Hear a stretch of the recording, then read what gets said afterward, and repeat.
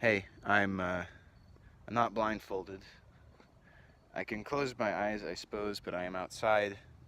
There's no other people here. There's no cue cards. I'm not going to look at my phone. You can see I have headphones here, but they're not plugged in, and I won't plug them in. So, if you let me, I'll just go, because it's a long poem, and I don't want to be blindfolded for the entire time. We, this people, on this small and lonely planet drifting through casual space, past aloof stars and across the way of indifferent suns, to a destination where all signs tell us that it is possible and imperative that we learn a brave and startling truth. And when we come to it, to that day of peacemaking, when we release our fingers from fists of hostility and allow the pure air to cool our palms, when we come to it, when the curtain falls on that minstrel show of hate and faces sooted with scorn are scrubbed clean,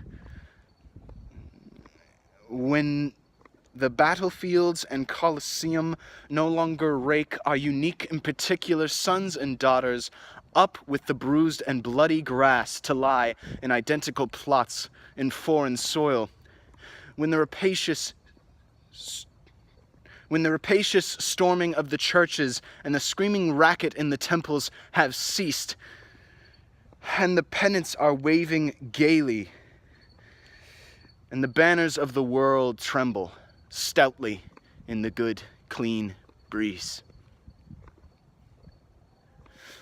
When we come to it, when we let the rifles fall from our shoulders and children dress their dolls in flags of truce, when the landmines of death have been removed and the aged can walk into evenings of peace. When religious ritual is no longer perfumed by the incense of burning flesh, and childhood dreams are no longer kicked awake by nightmares of abuse. When we come to it, we will admit that not the pyramids with stones set in mysterious perfection, nor the gardens of Babylon hanging as eternal beauty in our collective memory, nor the Grand Canyon kindled into delicious color by western sunsets, not the Danube flowing its blue soul into Europe, not the sacred peak of Mount Fuji stretching to the morning sun. Neither Father Amazon nor Mother Mississippi, who without favor nurture all creatures of the depths and on the shores, these are not the only wonders of this world. When we come to it, we, this people, on this minuscule and kithless globe, who reach daily for the bomb, the blade, and the dagger, yet who petition in the dark for tokens of peace, we, this people, on this mote of matter, in whose mouths abide cankerous words which challenge our very existence, yet from those same mouths come songs of such exquisite sweetness that the heart falters in its labor, and the body is quieted into awe. We, this people, on this small and drifting planet,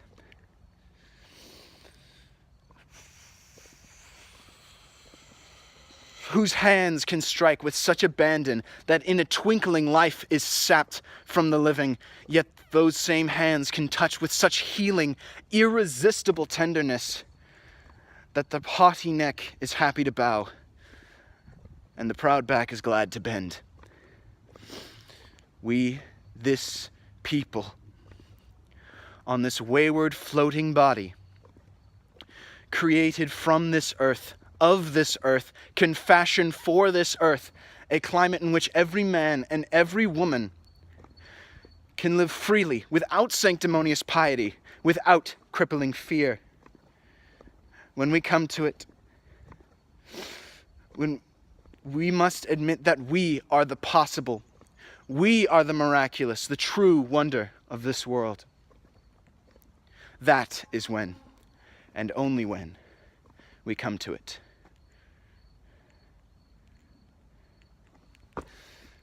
I missed 2 lines. After the thing about the hands touching with irresistible tenderness, I'm supposed to say, out of such chaos, of such contradiction, we learn that we are neither devils nor divines. But I think that's all I missed.